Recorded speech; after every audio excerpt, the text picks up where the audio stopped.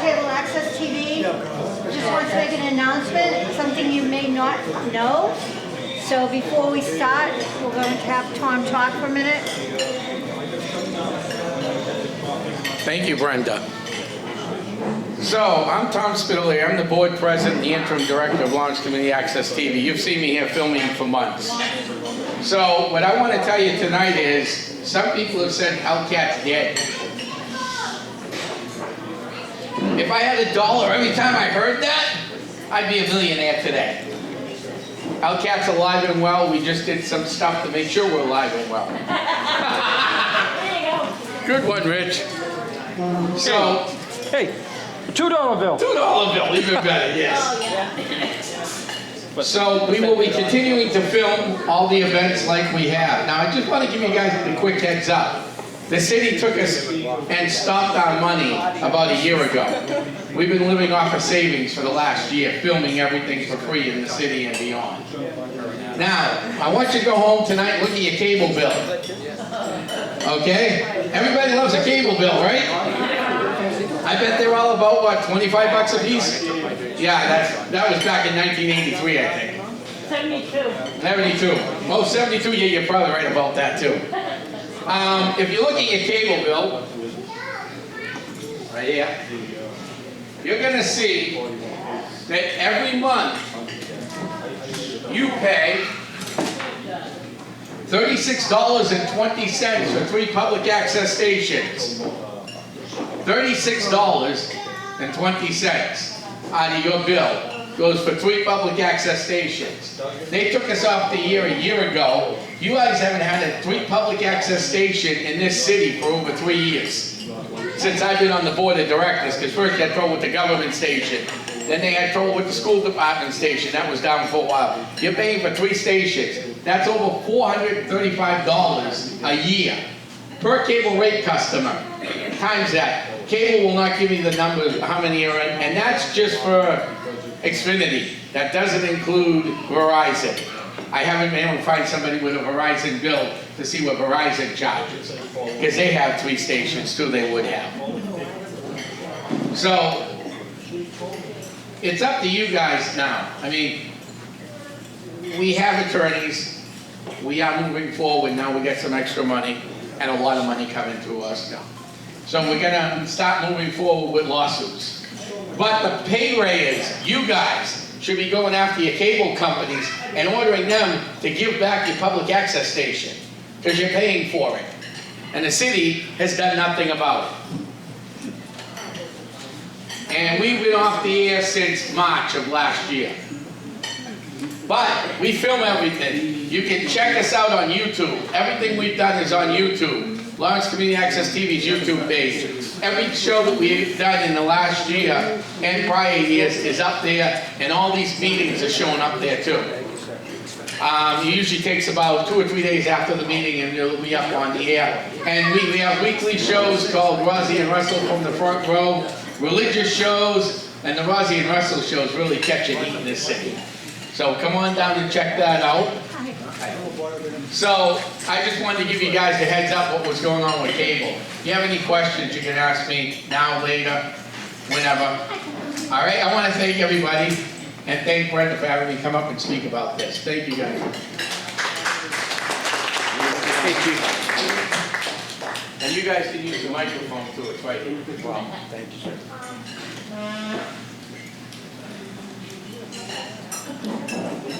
Done.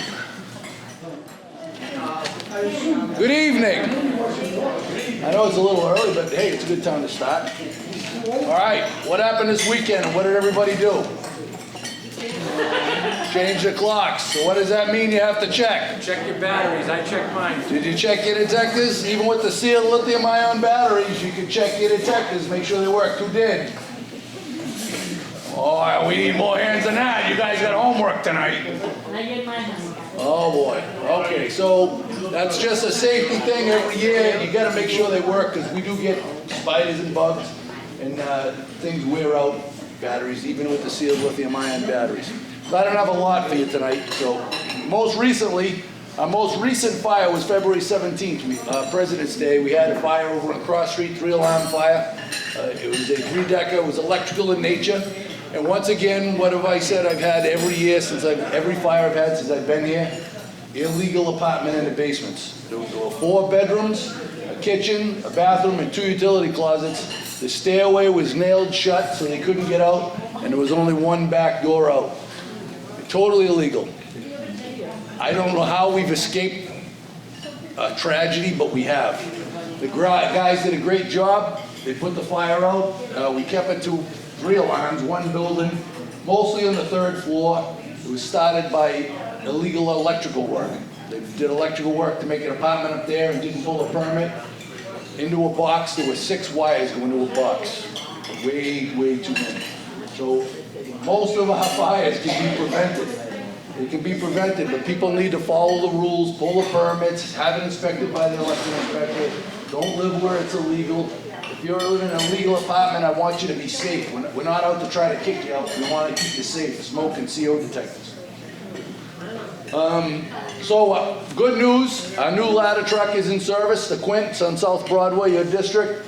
It went to a fire today. We went to North Andover Mutual Aid. It also has been used. The difference with the ladder truck that we have now, as I call it a Quint, is it has a pump and water on it.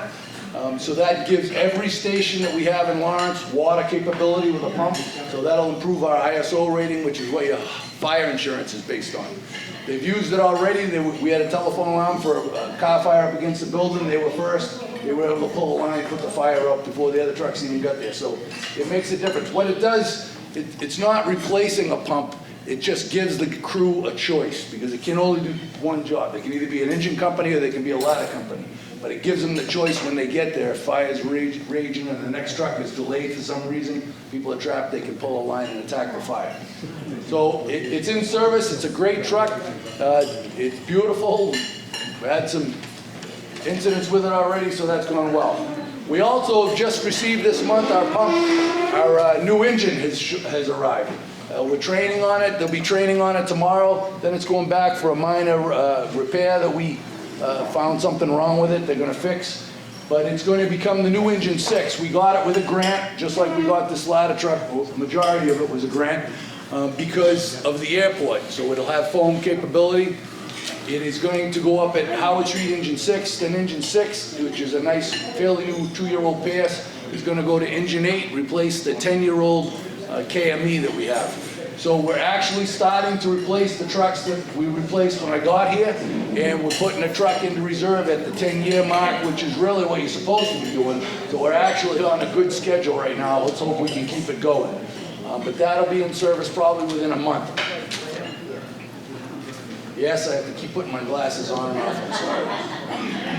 I currently have 5 openings due to retirements, injuries. Guys have retired, ILD retired, and regular retirement.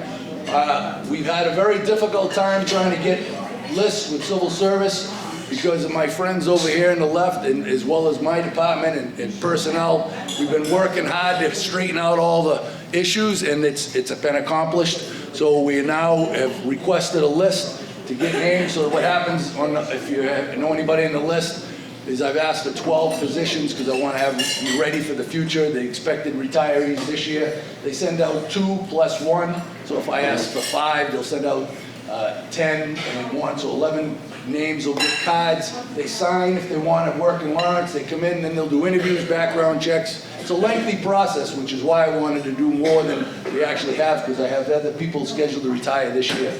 So that process is underway. Hopefully we get those filled quickly so that we can stop spending as much money on overtime as we do, because we still have 5 people out on injury. I just got 1 captain back. He had rotator cuff surgery. He's back, so that's good. So last year, we're talking about fires and the improvements that we've made here. Last year was the best year the city of Lawrence has had for fires in anyone's memory on the fire department.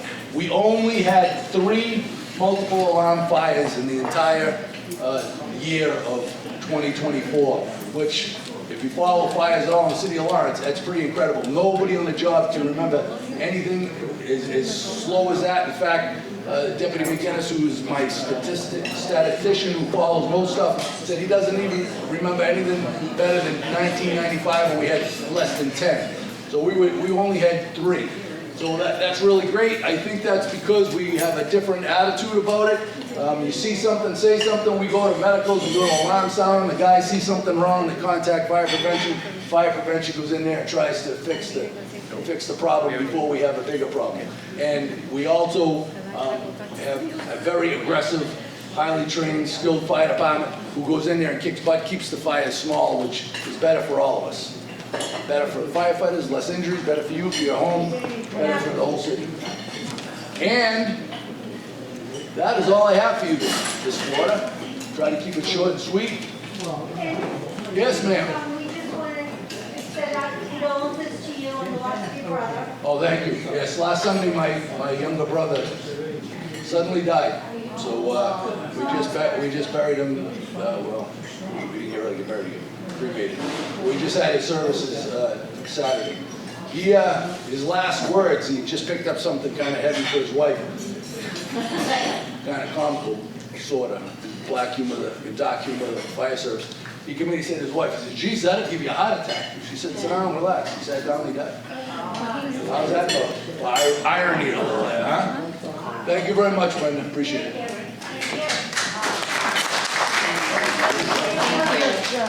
Thank you. Hello, everyone.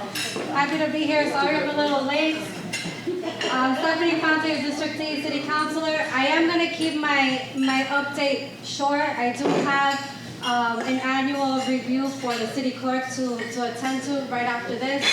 And then we have the personnel committee meeting as well, that I'm the chair of.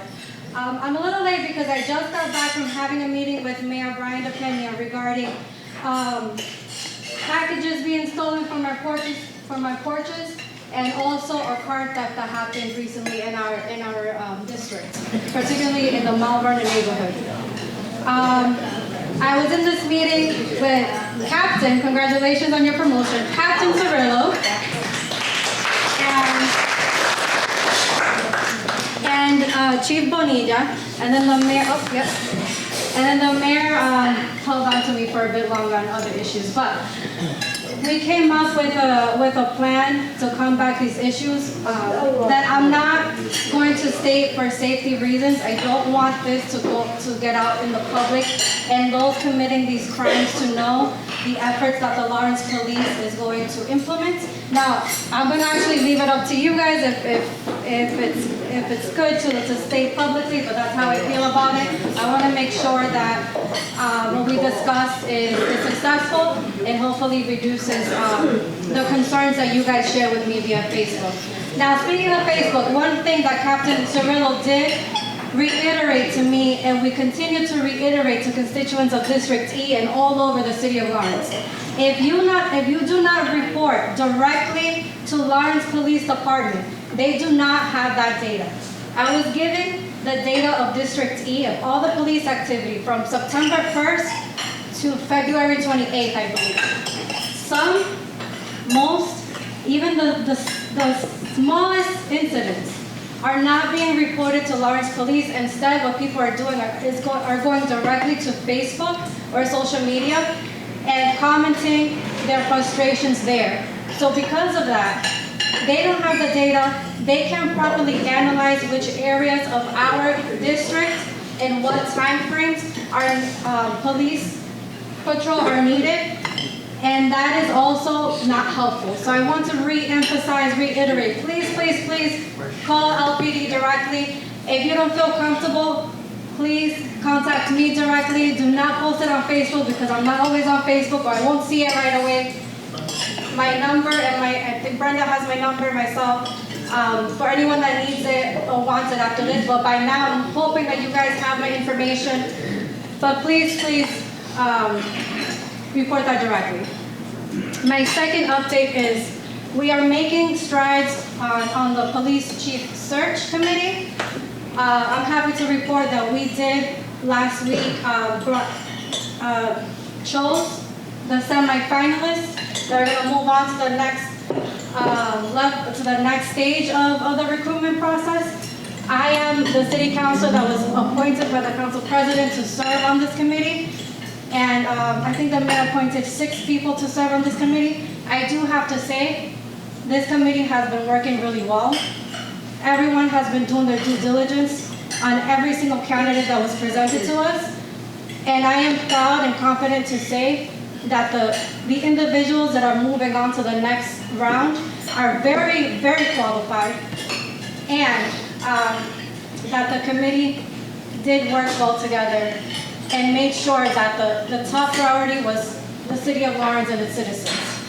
So for anyone that may have doubts of that process, I'm here to say that everything is going well so far. If it wasn't, I would be standing here saying otherwise. Let's see, what else? We've had some issues, I'm not going to, there's been some issues with a few businesses on South Broadway that I connected with inspectional services with. We are going to be sending inspectors to those businesses just to reiterate cleanliness, make sure that they're abiding with city ordinances and regulations. I'm not going to state specifics yet, but once I get more information on that, I will share in the next meeting. I'm trying to think. Huh? I'm trying to think. Sorry, I try to make it. I was in a rush to get here to you guys to make sure to give my update, and now I'm like, I think I'm forgetting stuff. But I think that covers majority, at least major things in the district.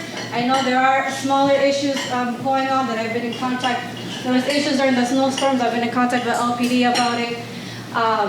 Issues with potholes. There's been signs that were knocked down accidentally by plowers. DPW is going to be taking care of those.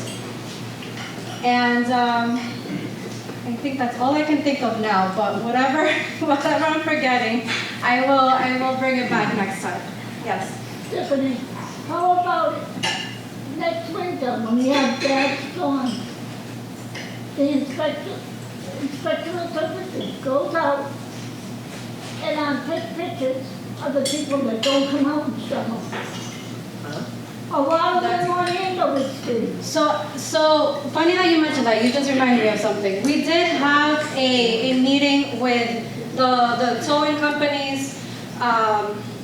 Was DPW there? I don't remember if DPW there was not. But one thing that I learned as a counselor, and many of the other counselors learned, that there are times where our plow companies and tow companies are giving a certain amount of a certain amount of streets that they have to tow, and they have to. Sidewalk.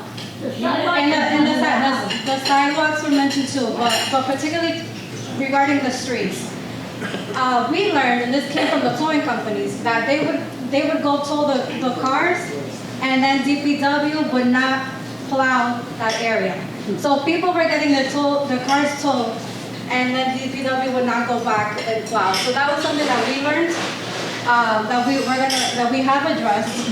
And one thing, yes, Rich Ross. Quick question. Counselor Rich Ross. Quick question. Yes or no answer. Are you going to be at the parking meter vulture meeting? Yes, that was the next thing. Yes, that was the next thing. I'm gonna be there. Okay, Yes. I'll talk to you tomorrow. Yes, so yes, another thing that I was gonna finish my statement and say this, but to your concern, we did have a meeting on that. These issues were brought up, and we learned two things. One was that DPW sometimes would not go back to the street to plow. And then the second thing that we learned, that they're restricted to a certain amount of hours to work, the tow companies and the plow companies. So that's something that we need to adjust for the next winter. Now, this is the people coming out and doing their own sidewalk in front of the house. And if they don't do it, fine them like Boston. So, but there is a fee. There's a $300 fee for that. It's something that ISD is also aware of. We are, as much as we reiterate issues, and I'm going to say this, I've been saying this a lot lately, and even I just said this to the mayor, city councilors are not responsible for the daily tasks of city employees. We help with communicating your concerns or your positive feedback, but we are not responsible to get them to do their job. And it's becoming very frustrating even for us, because then it comes back on us and we look like we're not doing our jobs. So I did reiterate this to the mayor. I did reiterate this morning as well to a department head that we're not in charge of doing their daily their daily work. And I think at least this city councilor has made it clear. But that's not gonna stop me from communicating your concerns and your feedback. So I do want to make that clear. Just give me 1 second. Tomorrow, we do have a parking meter meeting, public meeting, for anyone who would like to express their concerns regarding parking meters. This meeting will take place at 5:30 at the Lawrence Public Library in North Lawrence. So if you can make it, that would be great. I actually had a conversation this morning on Facebook with a young individual who, again, was expressing concerns on social media, and made a comment like, Lawrence is a joke. Why are we doing this at 5:30 when people have kids and X, Y, and Z? I said, I also have a full-time job, and I'm also a city councilor, and of course, after a long day, I would rather be home. But in order to get things done, just like we're complaining on social media, we have to show up in person. Because social media is not the proper process of filing concerns and also getting things done, because it's all over the place. So we really, if you cannot make it, I have to get going, but if you cannot make it, I think you can share with Brenda, or Brenda give them my information. Please send it to me before 5:30 tomorrow, and I'll be happy to address those on your behalf. But we do need people there in person who are willing to express their concerns about parking meters. I can take one more question. You mentioned that the chief selection was down to 6 candidates. Correct. Rumor is that one of those candidates is the disgraced prior chief. Is that true or not?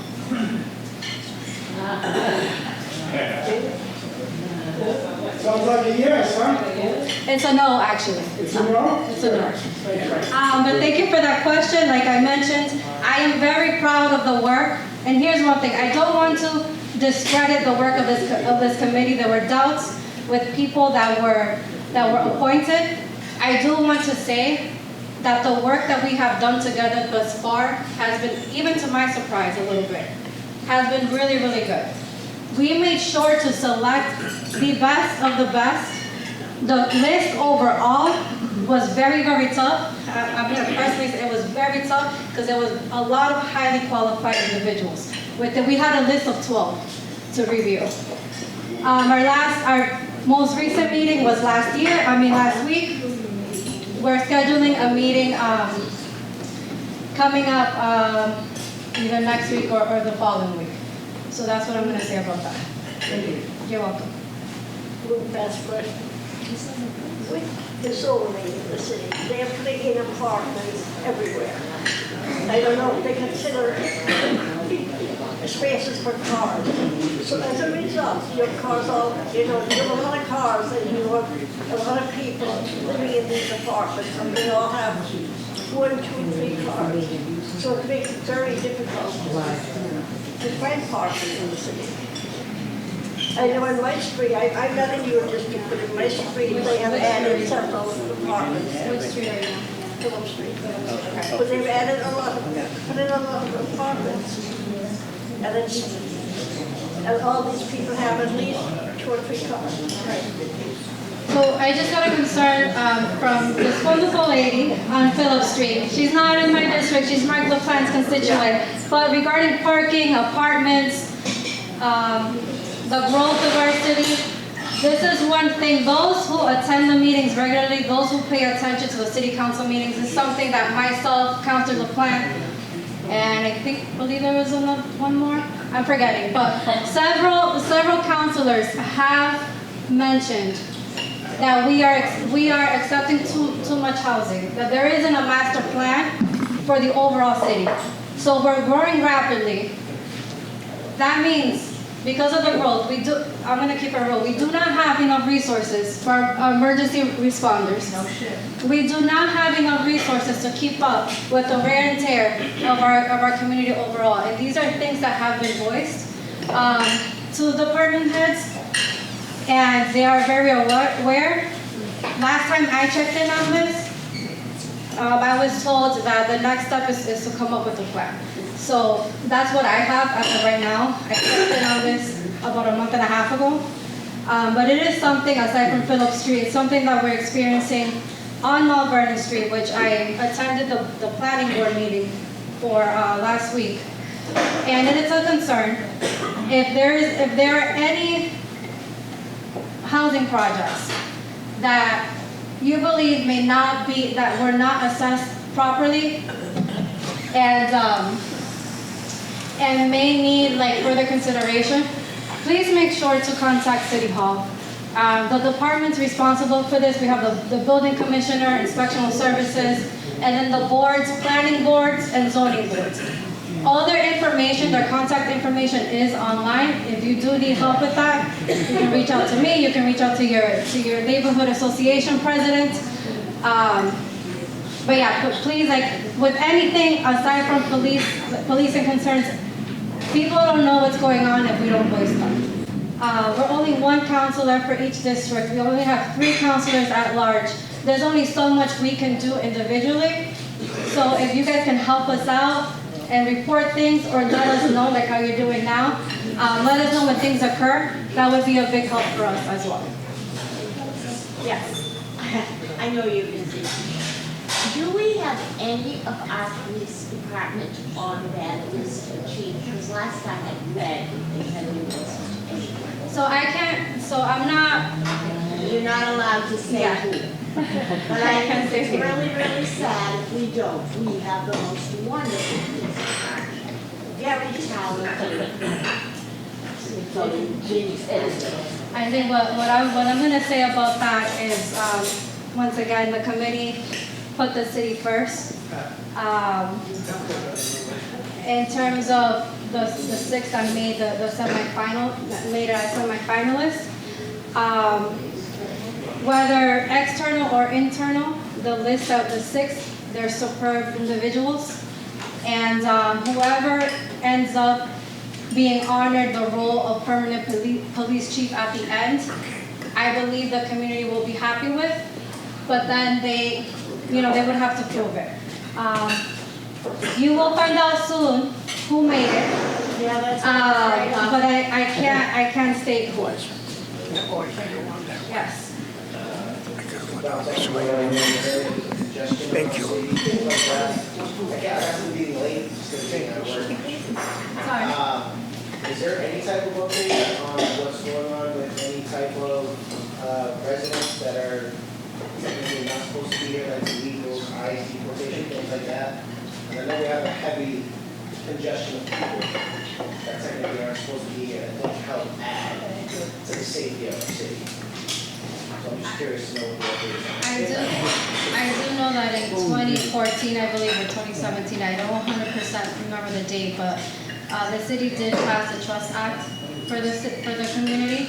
As of right now, I'm not aware of any plan or current activities pertaining to that.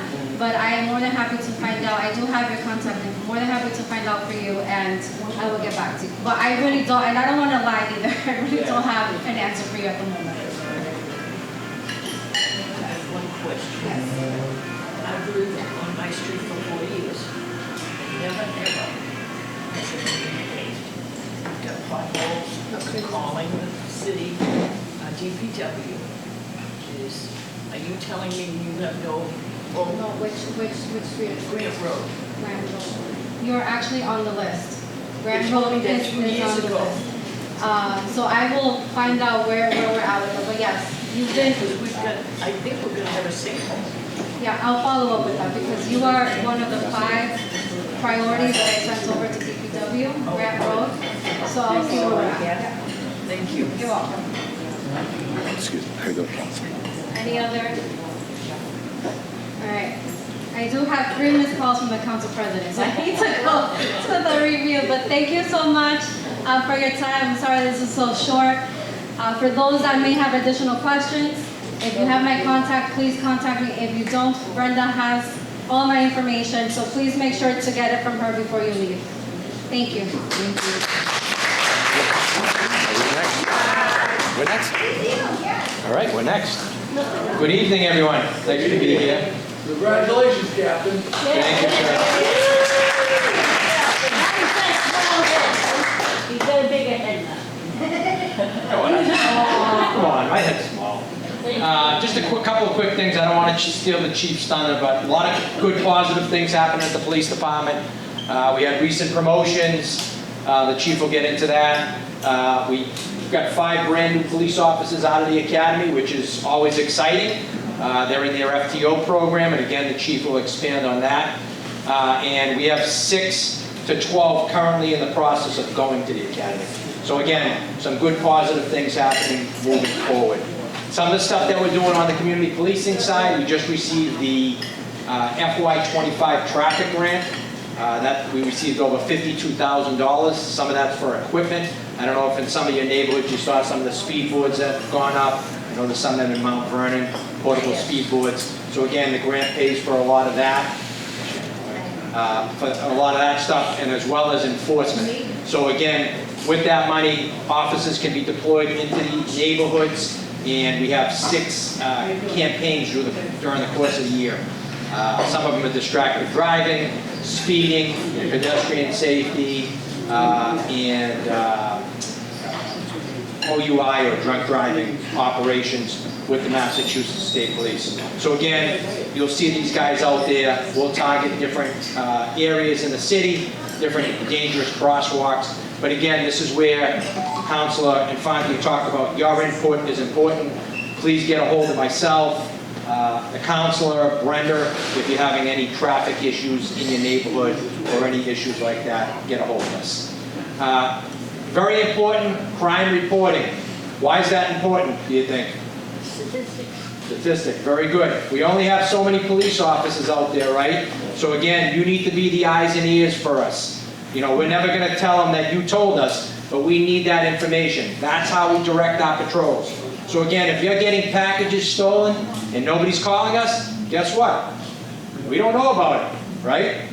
We have one of the best crime analysis directors and units in the state, okay? And she's great. She compiles a list of stuff, and she gets it to all the division commanders, the patrol division commanders, and again, we direct our patrols and our extra patrols that way. So it's very important for you guys to contact us. You're not bothering us, okay? I said this to my mother the other day. She lives up on Thornton Street. There was a guy in the backyard looking at the house, looking at the cars. Guess what she did? No, she called me. Yeah, but I didn't pick up the phone. I'm busy. Call the police. It's not a problem for us to go up there and check it out, okay? Call us up, we'll come up, check it out. Might be innocent, but a lot of times it's somebody up to no good. So please call us. That's how we direct our patrol, okay? And then she mentioned the vehicle that was stolen. The vehicle was stolen with the key fob in it. So again, lock your cars, be a tough target, don't be an easy target. Don't leave the keys in the car with the car running. Don't leave your key fob. Those are the cars that are being stolen. Okay, it's very difficult to steal a new car nowadays unless you leave the key fob in it. Okay, so again, a lot of the vehicles that we're seeing have the key fob in it, so don't do that, please. Okay? And that's the last thing I have on my list. Unless you have any questions, I'll turn it over to the chief. Go ahead. How about getting the drug unit on the end of the street? Drug unit on the street. Okay. Like I said. All right, I'll get together with you. So again, questions about the drug unit. They're a very active unit. They're all over the city. Again, we move them around to the complaints. I know they've been over there a couple times with you, Jane. All right, well that's not, come on now. I know that happened. Well, we'll get them over there. Okay, we'll get them over there. Go ahead, sir. Is there somewhere on the Lawrence Police Department website, or maybe you would know yourself? I remember one meeting last year, you brought some statistics relative to breaking and entering, people getting robbed, things like that, there were numbers. Yeah. I wasn't at the last meeting, I was busy, but I noticed no numbers. So we're going to take the blame on that. I'll take the blame. No, it's just not. But usually we have crime stats for the last 3 months, Yeah. and we dropped the ball. We weren't aware of the meeting. Me and the chief just found out about the meeting, so we came. Apparently, Brenda sent an email to somebody, and they didn't forward it to us. But I can get updated list. I'll get it to Brenda, and she can post it or get it to you guys, okay? Because normally we do have those stats, and we try to provide them. What happened Sunday? Was it in North Lawrence, some raid or something? We are not aware of any raid that took place. It's nothing to do with the Lawrence Police I Department. think it was state police and all that. Again, if it was the state police, they don't have to notify us. Very, I mean, it's rare that they don't, but they don't have to notify us. Federal agencies don't have to notify us. So again, there was a question to the chief and I about that. If it was a federal agency and they were involved in some type of sting operation, they didn't notify the Lawrence Police Department and involve us. Their cars were all parked at Market Basket. Yeah, we saw a bunch of, I saw some stuff on Facebook, had nothing to do with us, and we weren't notified. And again, if it's a federal law enforcement agency, even the state, they don't have to notify us, so. And we don't know anything about it. Right, sir. Yeah, dirt bikes and motorcycles going down Andover Street again, and down the sidewalk still. I don't know about you, but dirt bikes going 60 miles an hour down the sidewalk is dangerous. Very dangerous. So again, we're putting together right now like a spring fling operation. Unfortunately, the problem is we can't chase them, we can't block them, we can't stop them. Again, if one of our officers tries to block them and they get hurt, we get sued. So the only way we can do it is when we put together a giant sting operation, and the chief has already authorized me to do that. We'll get in touch with the state police. They put the helicopter up. We put a bunch of guys in plain clothes, and again, the helicopter will pick that guy off. But the problem is, we chase him for 5, 10, 15 minutes, we get one guy. There's 60 of them, on occasion. So again, the city council has passed a very strong ordinance. Last year, what did we get, 59, Chief? I believe we seized 59 motorcycles. Out of that 59, I only believe we gave one back. The rest of them we have impounded, we've auctioned off. So we are very aggressive, but the officers are up against it. That's where the community comes involved. If you have a neighbor that you see that has a dirt bike stored in his garage, or you see it go into something, please let us know. We'll get in touch with inspectional services, and we'll do an administrative inspection. We did get a lot of bikes that way last year, but I concur, it's very, very dangerous. It's not unique to the city of Lawrence. It's across the Commonwealth. Many communities have problems with it. We have entered into a task force with Lowell, Methuen, North Andover, and Andover. And again, that has been very fruitful, working together with the other agencies to try to combat it. But it is a big problem. And we'll be out there addressing it again, but it's very difficult for us to stop, unfortunately. Yes, ma'am. So 2 off-leash dogs attacked and killed our dog. Sorry, In our driveway. This is not the first time these dogs have gotten out. And they were returned to the owner, but they're under quarantine in the same yard that escaped from numerous times. Is it going to take a small child getting taken down by these dogs? So I don't know anything about it, but we'll get over there with you in a second, and we'll get the information, and we'll follow up. Thank you. You're welcome. Yeah. Sir? Yeah, on the motorcycle riders that you have been able to apprehend, have we been able to collect any data on whether these are pretty much single riders, or do they belong to any groups that, are they singing? Are they saying anything when we got 1, 2, 3, maybe 10? Are they giving you any feedback on how we can? Yeah, I don't think they're part of like a group that's on Facebook, but it's not really a named group per se. They'll say they're all riding, but it's not like the Hells Angels, for example. or have a name. But a lot of them are just single riders that are out there, unfortunately. And again, there's a lot of them. The problem is they can go right up in Lowell and buy these 50cc recreation vehicles, and there's nothing we can do about it. Because they're not street legal. I remember when they were gonna go out to the gas station, they were gonna be able to sort of allow them to fill up. Yep. And I know that it's tough for the owner to be monitoring out there who purchasing fuel. It's an illegal bike, it's an illegal bike. I know it's hard for the owner of the gas station, but I'm just trying to look for.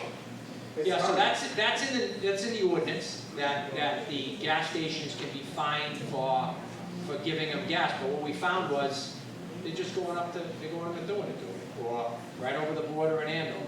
So again, unless other communities, pass the same ordinance, I know Halfin is, and a lot of these companies are trying to do the best they can not to fill up the illegal dirt bikes. But again, it's very difficult, like you just said, to distinguish which one is legal and which one is illegal. And again, we can distinguish it because it doesn't have a sticker or it has no plate. But now you're asking a gas attendant to make that decision, and that's tough to do. And again, we can't expect them to put themselves in harm's way, but they've been really complying. We've been watching that during the stings. We have offices at different gas stations with inspectional services taking a look at that, and again, we're not seeing that. There's a lot of people that aren't in compliance as far as the gas station. I mean, we, on the fire department, the chief, we're pretty proactive, right? We go to call, and if we see a bike store in the building, especially that's gonna have fuel, we're gonna pass it to 5%, we're gonna do something about it, but it's coming, right? It's getting warm, it's gonna be out. Oh yeah, they're already out. We're already seeing it. Yep.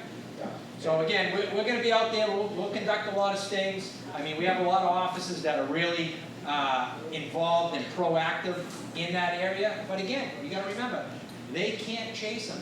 They can't block them. If somebody gets injured, that gentleman's going to lose his job, unfortunately.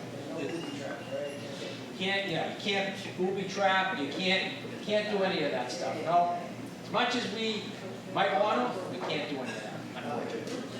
Maybe a last suggestion, is it even a possibility, for example, I'll use the word deputize, like, for example, someone like myself, I'm familiar with cars and motorcycles, know how to identify. Let's say, for example, you gave me authority to identify only what vehicle it is and that, so I put in the call, hey, this guy's here right now, come get him, or whatever the case may be. Absolutely. Is that an option for residents or citizens of the city? Yeah, absolutely. First off, we don't want you to put yourselves in harm's way, right? Right, that's why I said by identify only. Yeah, but again, if you can get you're driving along and all of a sudden you see him pulling to 20 Broadway, get us the information.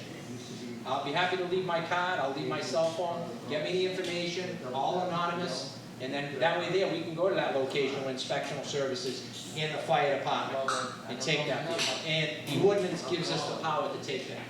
So, absolutely. Any other questions before I turn it over to the chief? Go ahead.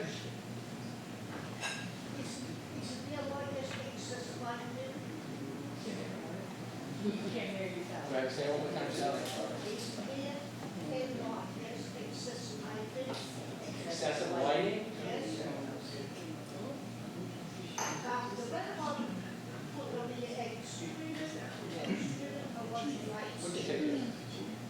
You give it to me, I'll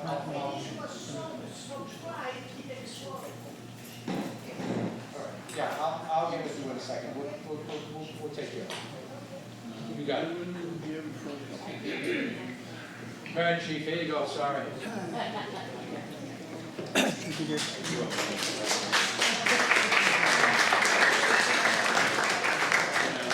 Thank you for inviting me one more time. I think he answered all the questions that you have, but I'm here to answer any other questions you have. Before I continue, I would like to recognize an individual that's here today. He was my supervisor 38 years ago when I started. He was a mentor to me. He was a truly professional. Lieutenant Francis Nicole.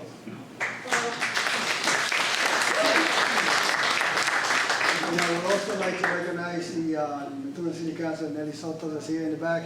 Thank you for visiting us. So going back to the motorcycles, there's other things that we could do. A politician that was mad about what's going on asked me one day, he's a friend, hey, what are we doing about the motorcycles? And him and I have talked about it many times, and I said, well, I have a solution if you want to hear it. So what can we do? I said, I want you to buy me a helicopter. I want to train 2 pilots and 3 mechanics. And then you have to find funding for the gas. How much is that? Oh, about $6 million. We're not doing that. So that's the advantage of being cooperative with other agencies like the state police, because they put that bird in the air, and they're around for an hour. So $15,000 every time they go up. It's a lot of money. And you know, they do a good job for us. But there's other ways. Some of those kids that are patrolling at night, they're very savvy. And there's a chat group that goes around for those motorcycles where they chat and they go like, oh, we're going out tonight. So one time we did an operation and we brought the helicopter, you know, and we were there like for the whole day. So we waited a week and we called the state police and do me a favor, can you put the bird in the air for like five minutes, half an hour, and that's it. And you could see in the shot, they're out there. You can see they're here. There you go. So they're out here. So once they know the helicopter's in the air, they all go home. Yep. Look. How many's out there? There's about 10. Look at them.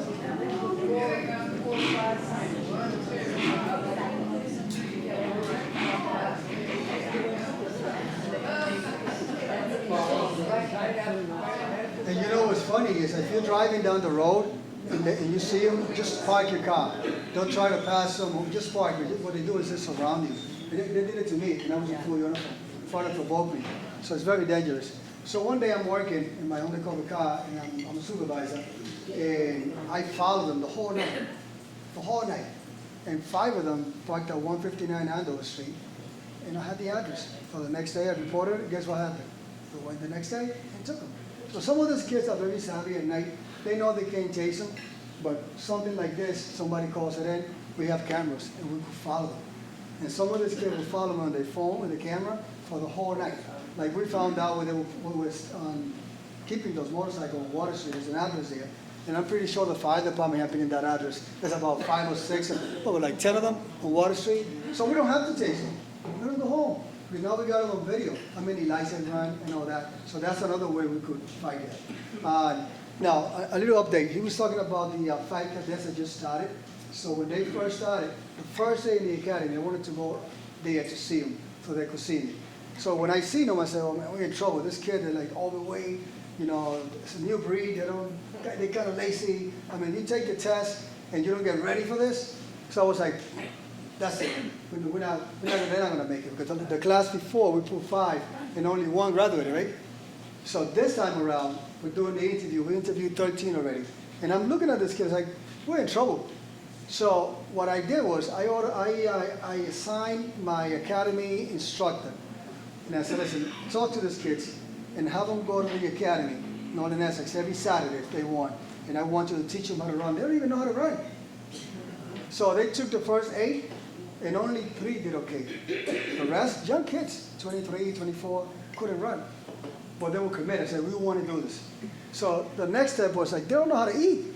So we are writing a nutrition plan for them. And then after that, it was like, they don't know how to do sit-ups.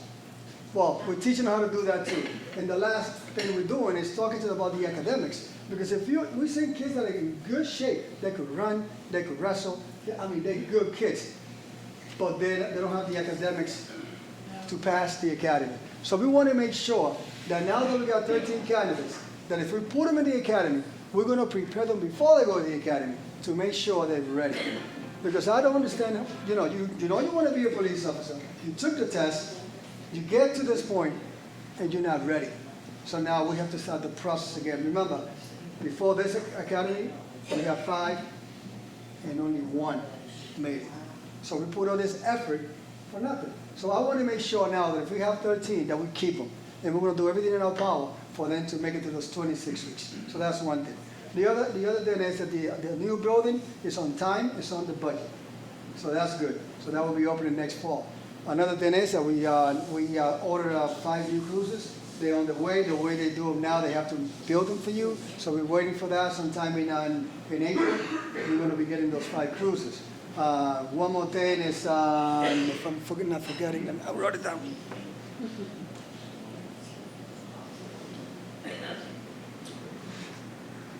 So, congratulations to my new captain.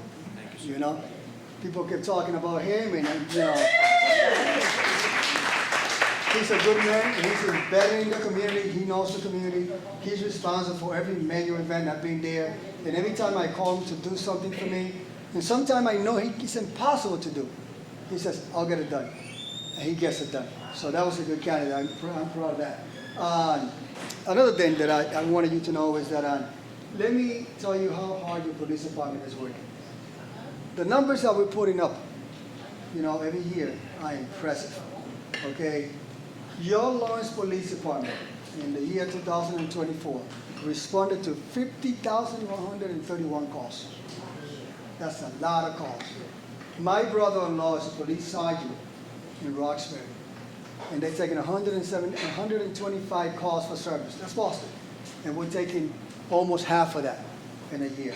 So Lieutenant Corporal can tell you there was a time that we were taking more calls for service than Lowell, Drake, Methuen, North Andover, and Andover combined. We were busy. So no matter what you hear, okay, or comments you see on Facebook, those kids are going from call to call to call to call to take 50,000. I'm talking about reports, not just a call. We respond and we properly investigate. Those kids that we have now, I mean, they are committed. They really want to be part of this community. They were born and raised here. They went to school here, and it's good because they know the community. So we're doing good in that part. As far as this year, as you see the news, you know what's going on in the country, and this and that. We just got a notice from City Hall. You know, so they're suspending freeze, and people get panicked. Oh, what's going on? This happens every year, right, Lieutenant? About this time, you know, slow it down. Let me see. You know, so we are going to be conservative when it comes to overtime, unless it's necessary, training, unless it's mandatory. But it doesn't mean that it's a problem that I'm not going to have people in overtime to address some of the issues that you are concerned about. Public safety is number one, because you know, security. I was talking to somebody when my 4 kids were small. You know, I had an opportunity to buy a house in Andover, and I was like, wow. So let's do things that will buy me, you know, in Andover when I buy a house. It's like, the first one is security, right? They say you can leave the door open. And the second one, the most important, is education for my kids. But you know, coming from the Dominican Republic via the Bronx in New York, for me, Lawrence is paradise. And Lawrence has been good to me. I've been an employee for the last 38 years. I lived there for over 40 years. And I don't have a palace, but it's my palace. It's a small house on Marble Ave, and I still live there. People know me. You know, when it snows, I show everybody on driveway for the last 25 years. Some of the ladies that still live there, I get to know they can't walk. Some of them can't even get out of bed. You know, I bring them food. I bring them to their appointments when I can. And that's the reason why I didn't want to leave, because I didn't want to leave my neighbor behind. But that's all I have for now. If you have any questions, I'm here to answer. Yes, sir. Just one quick one. Is Lawrence losing any officers to other communities? Have you lost, say the last year, have you lost any officers to other communities? Yes, listen. It's going to happen. I just had a meeting. Last year, I went to Manchester, New Hampshire, to meet with the chief there. You said, why there? So during COVID, the state of Massachusetts closed down, but New Hampshire did it. So all our teenagers, they all went to Manchester to party, and they closed the clubs at 3 o'clock in the morning. So now they used to go there for the whole year and a half, 2 years, and they stood there. So I knew that it was the same players going back and forth. So when I went and met with the chief, they knew our gang members, they knew our kids, we knew what the problem they were having. And that was one of the questions. Listen, are you having a problem recruiting? He goes, yeah, we're down 30 people. So, and last week, I went to Nashville, same problem. It's everywhere. Yeah, I'm sure every town. The problem is that, you're getting new recruits, you're getting them trained up, and so forth.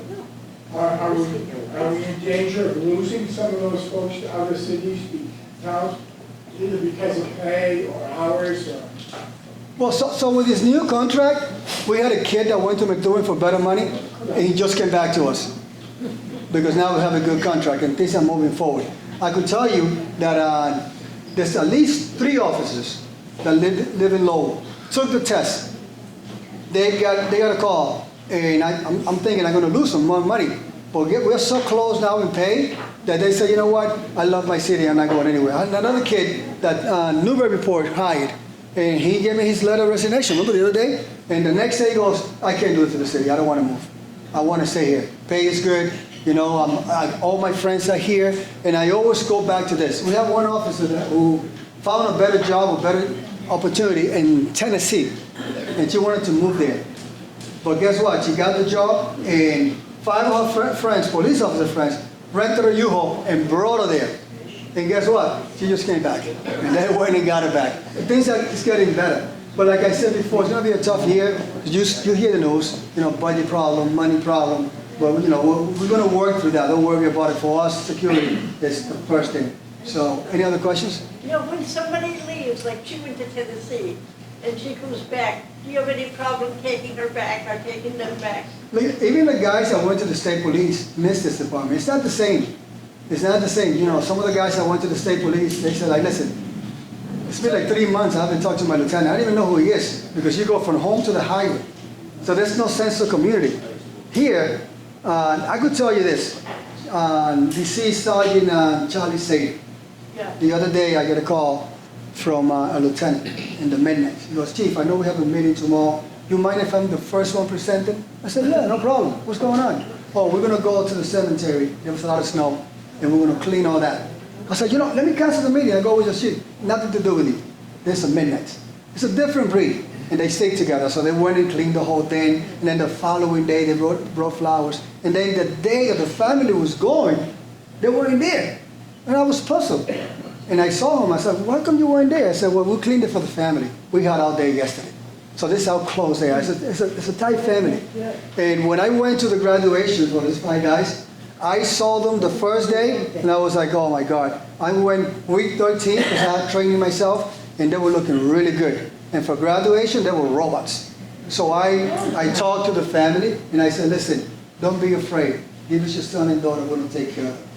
This is the way we act in the police department. And I'm jealous of the fire department, because you talk about being a tight family, those guys, you know, they eat together, they sleep there, and I'm jealous of you guys. You know, you got a good department going on. I know.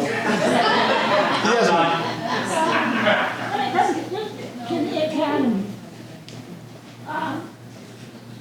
Recognize Dean Murphy, he's the one that gets them in shape. And that's a training no one instructor. knows. No, No listen, one knows. this is a kid that deserves a lot of credit. He was the one that came up to me and said, Chief, we cannot lose these guys. I know they don't look good, but I can get them there. I could get them there. They won the job. And he was the one that wrote the running program, the exercise program, the diet program, and now he's working with the academics. He's excellent. But you know what? I'll give you a good story. I was talking to, he's an academy instructor, this guy here. You know that, right? Yeah. Oh yeah, he's good, he's a good athlete. And he was telling me a few academies back that there were kids there that didn't know how to do jumping jacks, right? He was teaching them, he was like, oh, how do you do this? Oh, what do you mean, you never went to gym in school? So it's a different breed, I'm telling you. We had a guy who resigned, and I was working overtime that night, and we get the email. Remember that guy? And I thought it was a joke. Oh, thank you for the opportunity, bye, I don't want to work no more. Okay, so I got a roll call, he's not there. He must be joking, right? So we call him, hey, what's going on, are you for real?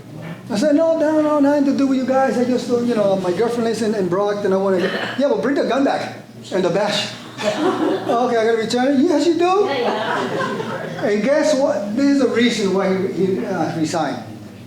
Oh, nothing wrong, you know, you guys been good to me and all that.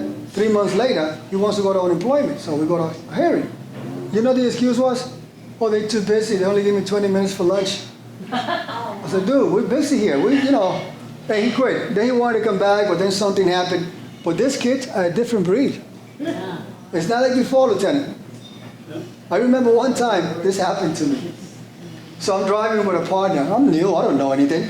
And we were like in Sector 2. And if you were a rookie, you know, and it was cold and raining. I remember that, Lieutenant. And it was like 12:30 at night, and there was an alarm in the industrial park. and you were in Sector 2 by Park Street, and you were like, well, that's not my sector. Hold on. Hold on. Lieutenant would go on the radio and said, so-and-so, yes, do me a favor, turn the car off and park. Yeah. Go out and look at what it says in the car. It says, Lawrence Police. Yes, sir. Take the call and come see me.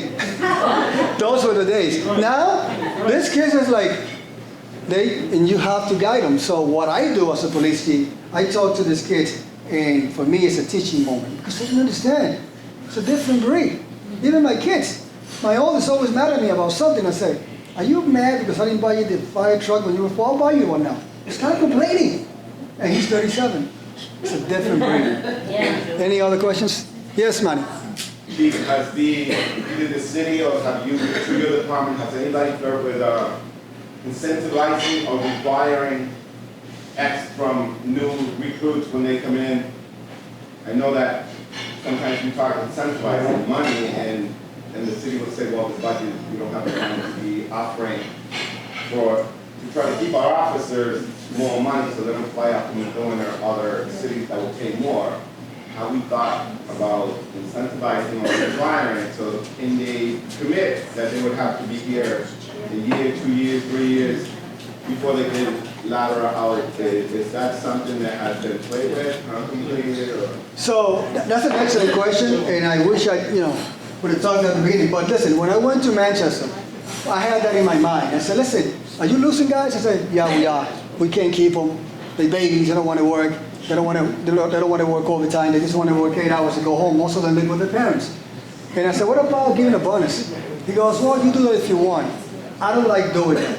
Because one message that you send to the one that's been here for 25 years, 30 years, I'm going to give this kid $5,000. What do I get? So he was like, if you want to do that, do it with the old officers. Give them a bonus.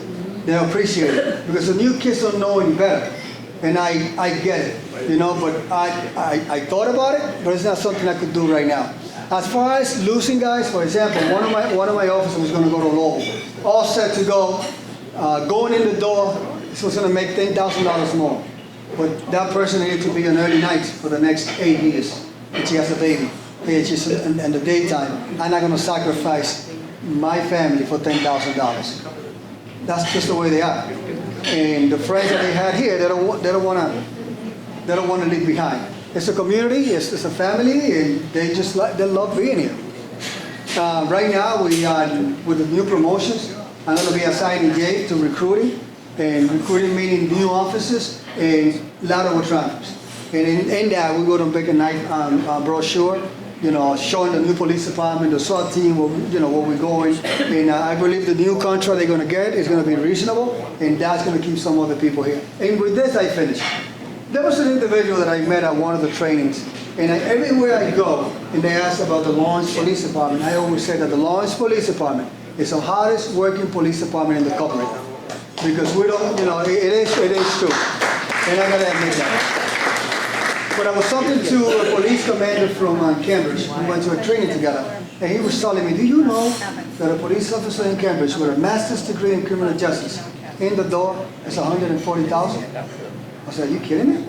And with the new contract, they'll be close to 180. And they down 40 guys. Lowell, down 28 guys. Haverhill, down 21 guys. They're going to put 15 in the academy. We're not the only one. I was talking to the chief from Nashville. He goes, I'm afraid to send my guys to be members of the task force with the FBI, DEA, because they go there for a year or two and they do such a good job, they'll take them away from us. It is what it is. I mean, I can't fight that. I was speaking to one of my guys that went to Florida. I called him on a trip that I made, and he's so happy where he's at. For the family. He did it for the family. He misses us. He goes, I miss you guys like crazy. It's not the same here. There's almost 1,000 officers. You don't know anybody. It's about 70 miles. In Lawrence, it's just 6 square miles. This guy's getting married. They get invited to the wedding. They paint the house for you. They move you. It's a family. Well, thank you.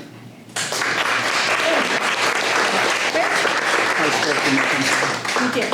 All right. Next time you only have 3 minutes. I don't need the microphone. Give it to the captain. I think because I'm recording. I think everybody can hear me. No, they can't. I don't need it. I got my hands full here. We'll give it to you. These pictures would have appeared on Facebook 2 months ago. You don't have one? I don't have one for a variety of reasons. So these were taken, and I got to go through. Jay, do you know what that picture is? That's not a cloud, is it? My glasses. That's not a cloud. No, that's ice.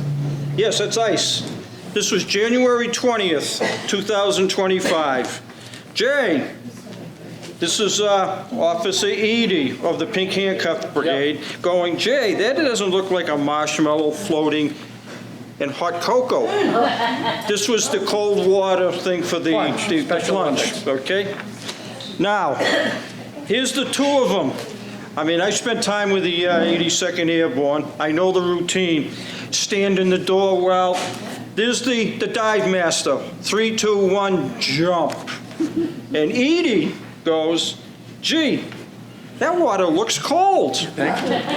And Jay, Captain Jay of the Lawrence Police Cold Water Dive Team said, it's only cold for a minute. I didn't say that. Yes, you did.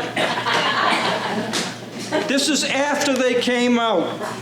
There's Officer Edie, wrapped in a blanket, Jay smiling, Captain Jay, and she says, is that minute up yet? You've got glossies for you. Thank you. And you have glossies for Edie.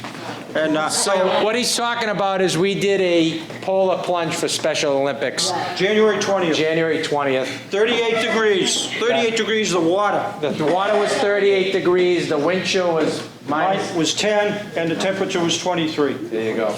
So it was cold, but it was for... And there were a few Lawrence police officials that... Well, I'm not going to mention any names who didn't show up that day. But I showed up along with Officer Southworth, who works from community policing, and it was a great cause. McDowan ran it. It was. They raised tons and tons of money. Next year, we're going to try to do one here in Lawrence.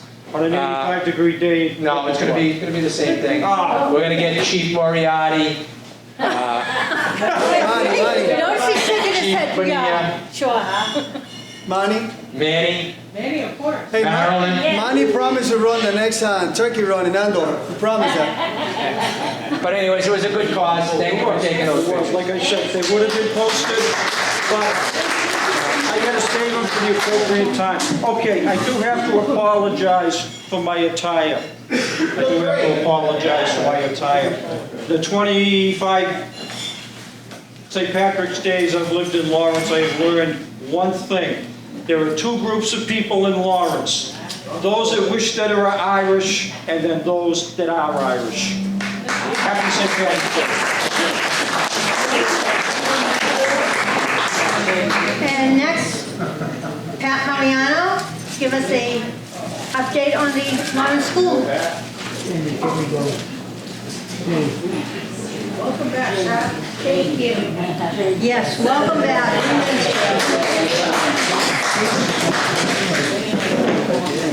I have to learn how to drive this thing. Oh, there you go.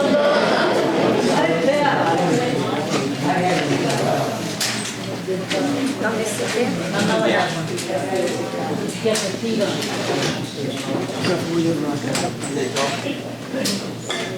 There you go. It's Mike. Wow, it's good to be back.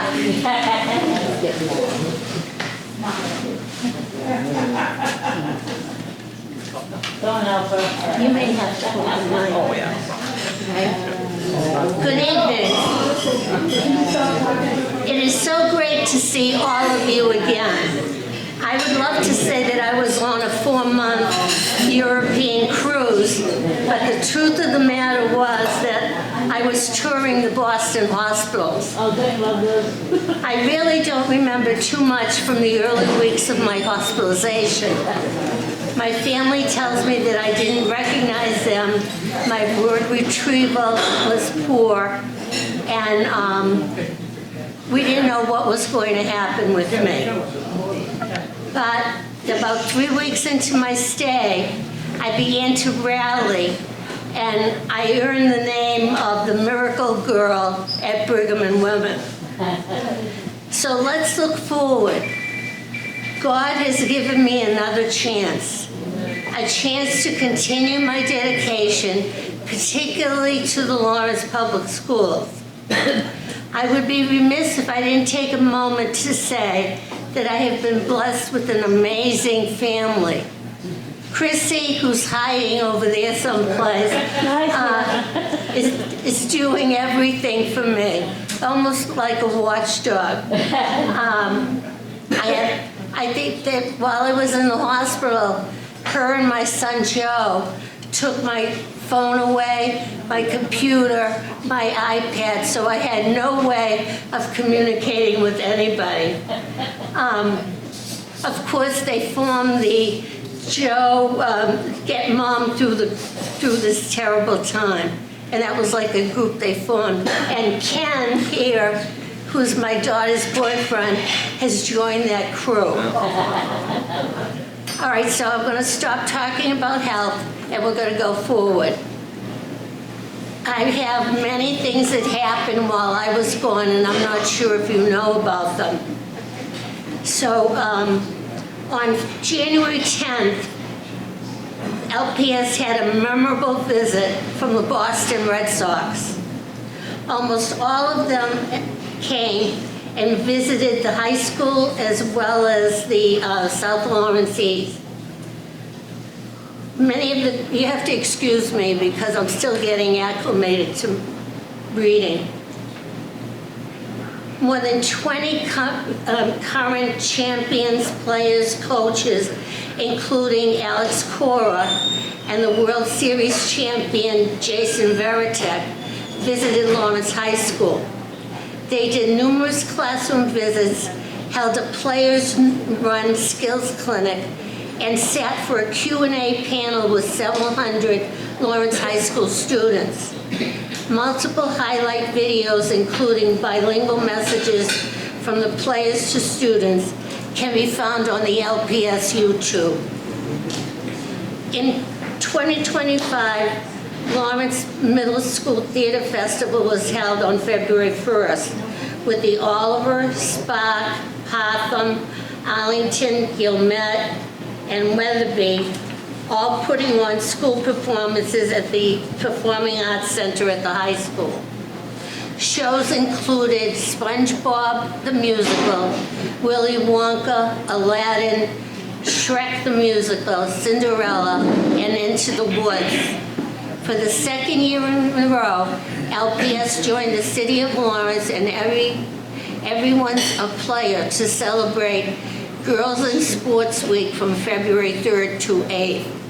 More than 200 girls ages 9 to 14 took part.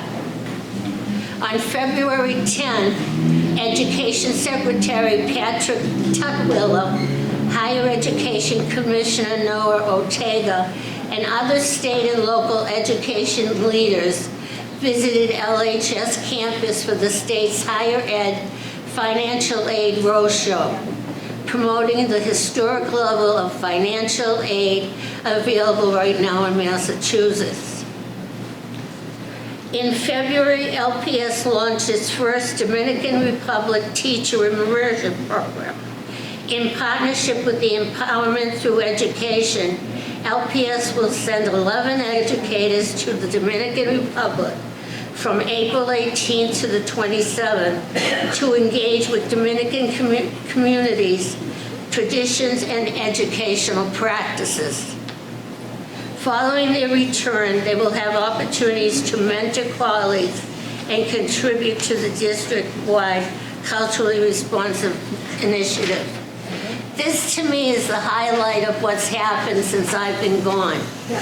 Congratulations to Lawrence High School Theater, which went to National Performing Arts Festival over February vacation and came home with many awards. In a whirlwind few days, the 35 student actors performed for judges, took acting, music, and dance masterclass workshop with Broadway professionals, and had the chance to meet other actors from around the country. The cast performed a piece from In the Heights, and 10 members competed in the solo competition. The Lancers were awarded Ensemble Excellence in Choreography, the Judge's Trophy for High Achievement, and the festival's top honor for the highest score, the Showcase Trophy. So our high school kids performing beat everybody in the country. Carolina Sanchez and Kiara Feliz each won medals for a superior rating for the solo competition. And Kevin Reyes, Carolina Sanchez, and Kiara Feliz won medals for the Spotlight Awards for excellence in performance in the ensemble competition. And just one little note that I'd like you to remember, because we're up to speed.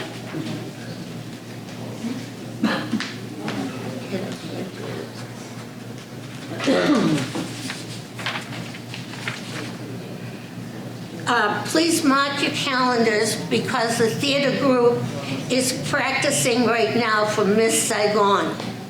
And that show will be April 4th, 5th, 11th, and 12th at 6 p.m. Other activities to look out for that are coming out is the annual Family Experience Questionnaire, as well as opportunities to participate in the development of the district's new strategic plan. LPS Intramural Cheerleading Showcase will be held March 8th from 12 to 2. March 19th at the Lawrence Public Library, the English Language Learners Parent Advisory Council will meet. And as you can see, there's a lot going on at the high school, a lot of terrific things. And I urge you to take part in whatever you can do to help those kids out. Thank you. And that concludes my report, and thank you for being so attentive. I'm sorry, it may have sounded boring, but that's what's happening in the high school and the school department.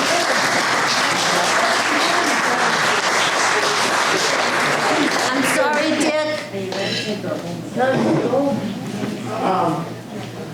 Pat talked about the theater and so forth. If you have not gone to a Lawrence High School theater presentation, you've really missed out on something.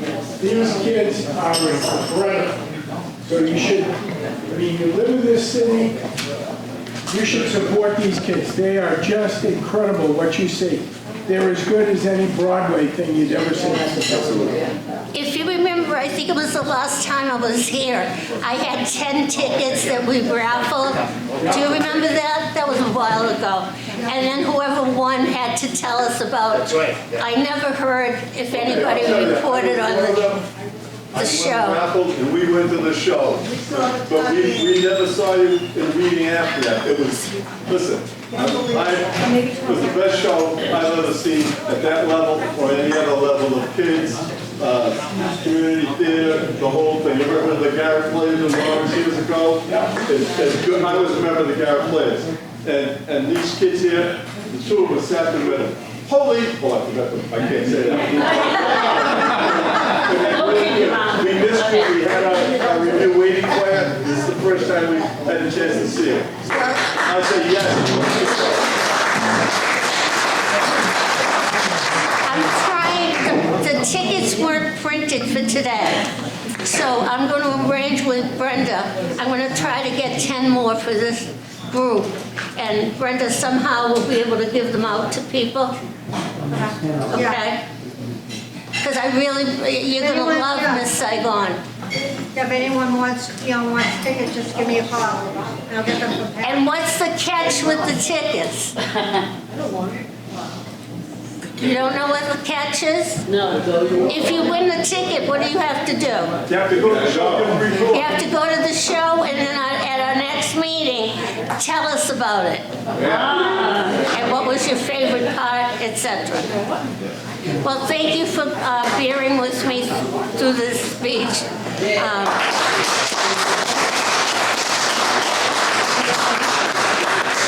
You're very good listeners. Juan Manny Gonzalez, candidate for mayor.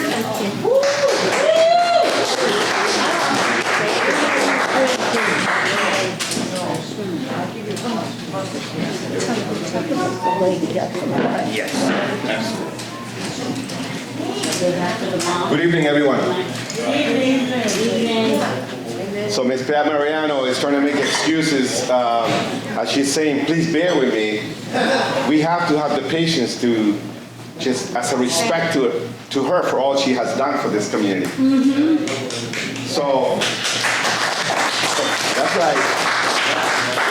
Yeah, before I speak about me, I want to continue speaking about Pat because there is something happening in Lawrence that means the world to her, which is the completion of the Leahy School, which my wife attended when she was a kid, and she taught there for many years, and Pat knows her well. But the fact that the Leahy School is going up and it's looking beautiful and it means so much to her, I can't wait to be there when that building opens up, which is going to carry, part of it is going to carry her name on it. So I don't have all the details, Pat, but I know it means the world to you, so I thought that I highlighted that the Leahy School is going well. This is the projects that when you take over as an administration, you want to make sure that they get completed, right? Which is the Oliver School, the Leahy School.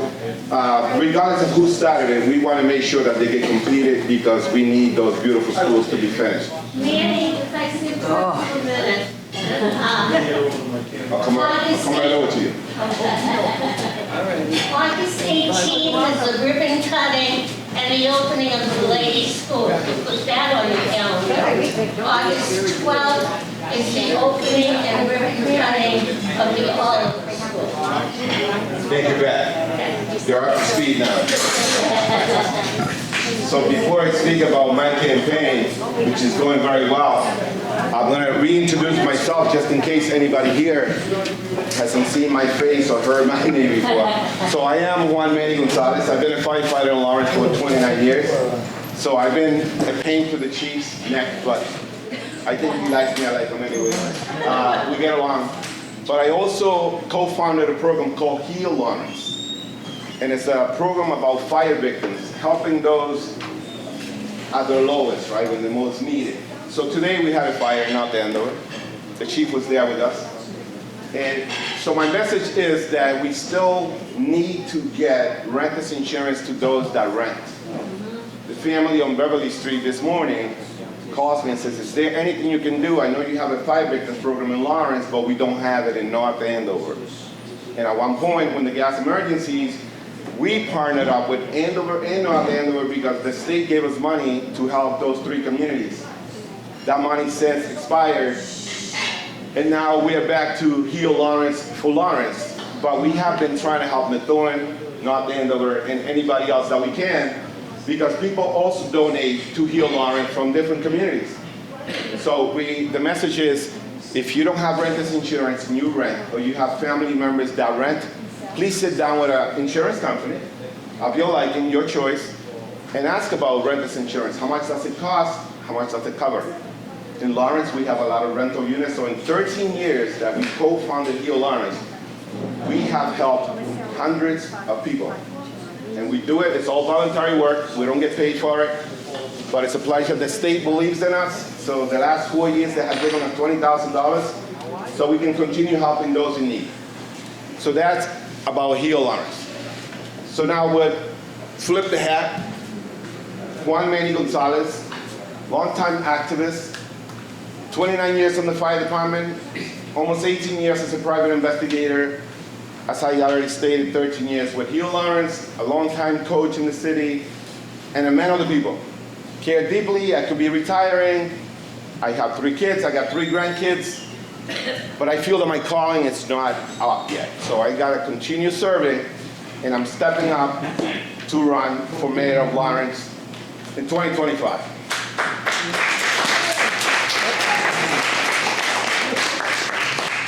So the campaign is going very well, and I'm actually inviting you personally tonight to our kickoff, my kickoff, our kickoff, because it's our campaign, right? I am running on One Lawrence. Just remember that. One Lawrence. I am going to keep saying that throughout and even after. One Lawrence, because that's what it should be. And that's what I'm going to stick to. That's what I believe in my heart, and I'm going to go with that, and that's not going to change. One Lawrence. So this Thursday, March 13th, from 6 to 8, we might hang around a little bit more. There's the flyers. Oh, the flyers over there too, if anyone wants to take one. Just don't look at the picture, but that is me up there, Juan Manny Gonzalez. I'm hoping that this is your choice for mayor in 2025. I want to do the right thing. I want to do it for all of you, as I already stated, One Lawrence. So this Thursday, March 13th, 6 to 8, at the Ox, right here on Andover Street. I'm inviting you personally. I hope to see you there. It's going to be a great crowd. It's going to be people from everywhere, every corner of Lawrence, people from out of Lawrence, because honestly, a lot of people that either visit Lawrence or come to work in Lawrence, they care about Lawrence. And that's why when people talk about safety, about the police department, I'm very concerned about the numbers and officer retention, and that's why I'm looking for solutions. I don't want to lose another officer. I want my police department to be staffed fully, the fire department to be staffed fully. And I know that it results back to money. So let's keep looking for those funding, those funds that we need, those grants that we need. And I know the chief is doing the best he can with what he has. We're doing tremendously. I'm still working here. I'm active at Ladder 4 right down the street. I drive the big truck. Do all right, the new truck, the new ladder truck. And he cries if he's not able to drive. So that is not true, but they let me drive because they say he's the old guy. Seniority counts at times. So they say he's been on 29 years, let him drive. And I ask the young guys, do you want to drive? They go, no, you drive. Especially because it's a big truck and it's a little bit intimidating.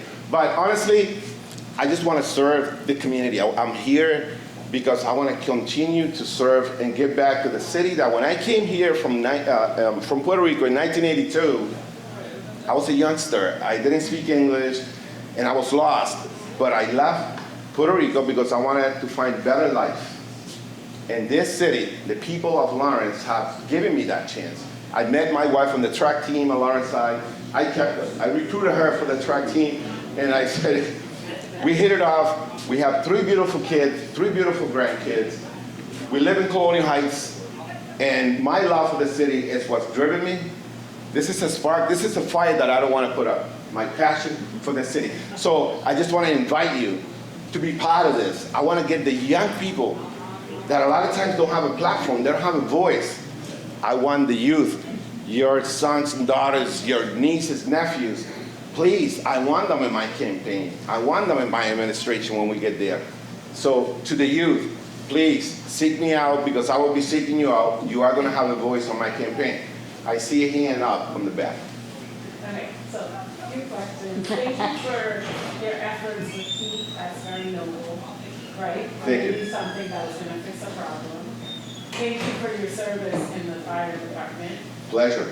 But I'm wondering, and I heard you talk about recruitment of mostly police officers, but I'm wondering, I think when we have a mayor, the biggest, for me, the biggest issue has been on like city hall employees, retention, you know, all the firings that cost us money, et cetera, the whole chaos with picking, you know, police chiefs, et cetera. I'm sick of the chaos. I don't like to be represented by chaos. I'm embarrassed. Outside of the city, I'm embarrassed. So I'm wondering, as a mayor, how you would fix that. Like, would you walk into City Hall, keep the same employees, and have a continued kind of, I don't know if you've done it in the fire department or if the chief does it all. I do everything. I know you, I love you, and I thank you. So I'm wondering if you've managed people, because the biggest part that a mayor plays is managing people and communicating and transparency, which we've had very little of. So I'm wondering what you would do in that regard. You know, you have to work with the city councilors, you have to work with us when we have grievances. Absolutely. Yeah, so I'm curious. So, very good question. First of all, so 29 years in the fire department, and so after 3 years on the job, you get to be an acting officer in case the officer is out. So you get to lead, manage, sometimes fires which are chaotic, and you have to make some critical decisions on the spot. 18 years as the lead private investigator for Caller Investigator Services and also for Gonzalez Investigations. We manage investigators. and we deal with hundreds of attorneys, so we have to do the managing part. Not at the level of the mayor, because that is a different ballgame. But I truly believe that when you have a person that is going to surround himself with people that are going to make him better, so you can address your shortcomings. Because if I have the lack of, let's say, I have never managed X amount of employees in a municipality, then I have to have the right people by my side that I can trust and that can share the vision that I have to be able to get the right pieces together, the right department heads, like Chief Moriarty, right? So that I don't have to worry about that. When we have our department head meetings on Mondays, the chief will tell me what's going on, what his needs are, and I'll try to address those. But it's definitely, communication is huge. If you cannot get along with the city council so things can flow, you are going to have a hard time getting anything done.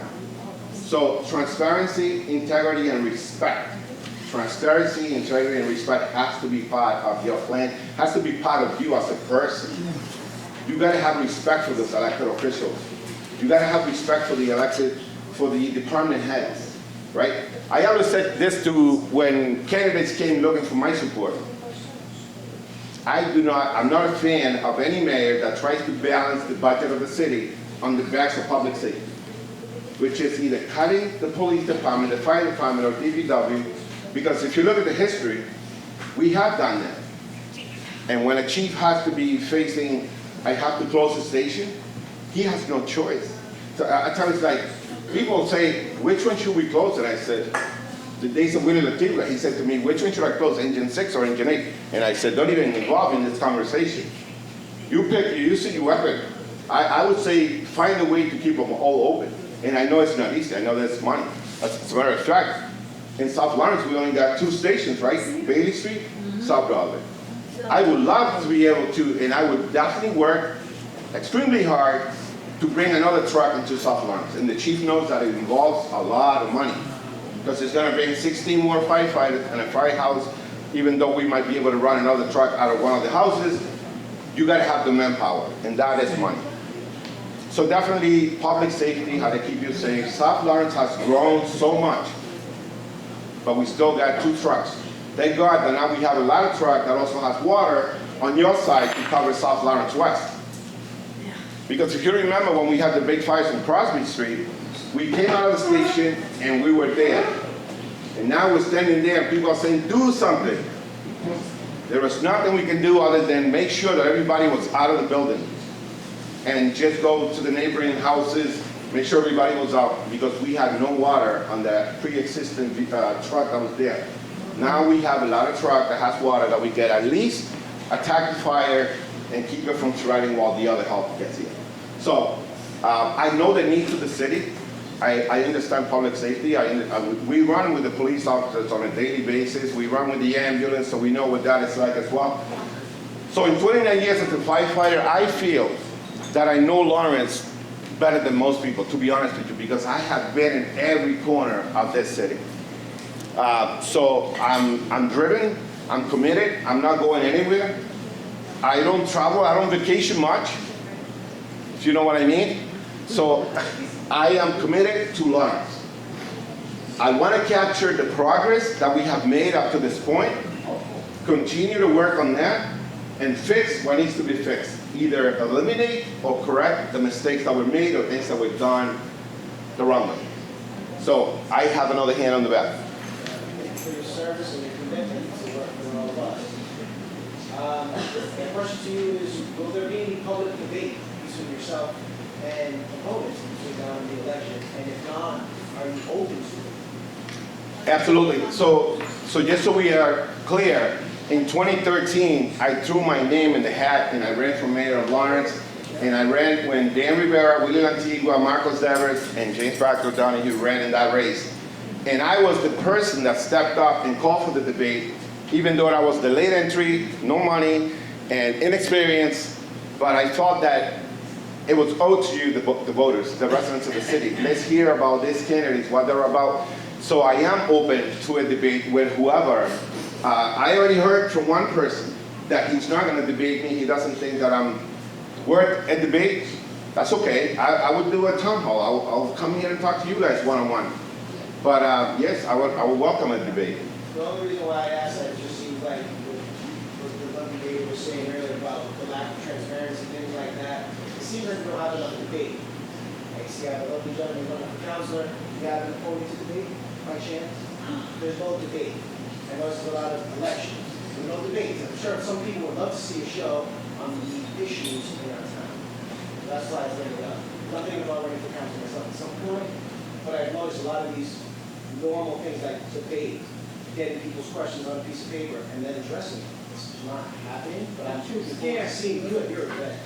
So I hope that I am that person, that candidate that's gonna keep motivating people like Nilsson, who's running for council at large, right? And like you, who might be interested. So this young person right here, who I was in the search committee, well, we were looking for a coach at Lawrence High, and he happened to apply. And then we reconnected, and he said, hey, you were one of the committee members when I applied for the job. And I apologized, and I said, hey, I'm sorry that things didn't work out. He says, hey, maybe it wasn't my time, but I'm moving up to bigger and better things.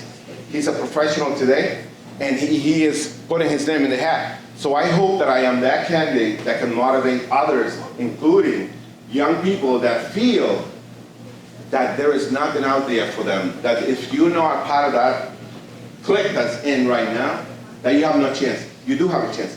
Nilsson has a chance, and there's many other out there that are interested. I just hope that they come out and participate. I do want to say thank you to Nelly Soto for being here tonight. That means the world. I am trying to reach out to Methuen and how we can help fire victims in Methuen as well. I am part of the board, the Lawrence Emergency Fund, which is the ECCF, right? The Essex County Community Fund.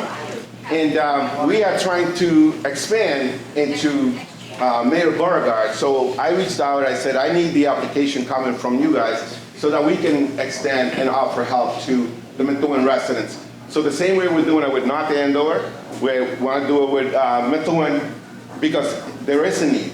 There's a lot of people that get displaced. So just so you guys know a little bit more about me, when it comes to emergency management, right? Chief, are you still the emergency management director? No. All right, let's move past that. I asked that sarcastically because I believe that that's an experienced man who knows about emergency management. And I was a victim of the Mother's Day flood in 2006 when the Arlington District, right, if you remember Myrtle Street, Bennington Street, all that flooded. My house was number 5 Bennington Street at that time. And I was out of my house for 15 days. When the gas emergencies happened, I was the acting lieutenant on Ladder 5. So I know what it was to respond to that kind of emergencies and what it would take. I saw the chief and I saw the deputy chief, how they handled it. I know what it was to be in the command post with Dan Rivera, with Mayor Rivera and Charlie Baker, how they handle things. So that's what has prepared me, every little piece of different things that I can say, you know what, I feel ready, I don't want to retire, I want to be the mayor of the city, and I know that we're going to do it, and we're going to do a great job. For one, Lawrence. So if anybody else has a question, let me know, and if not, then I'll see you on Thursday night, 6 to 8, at the Elks Club in Lawrence. Thank you.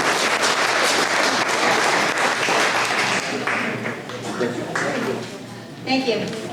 Okay, so I think that's about it. But I just want to mention one thing. El Napa is back to having our Easter Bunny Pancake Breakfast, which is going to be on Saturday, April 12th, from 8 to 11 at the center. There's going to be raffles, and our special guest is going to be Station 8.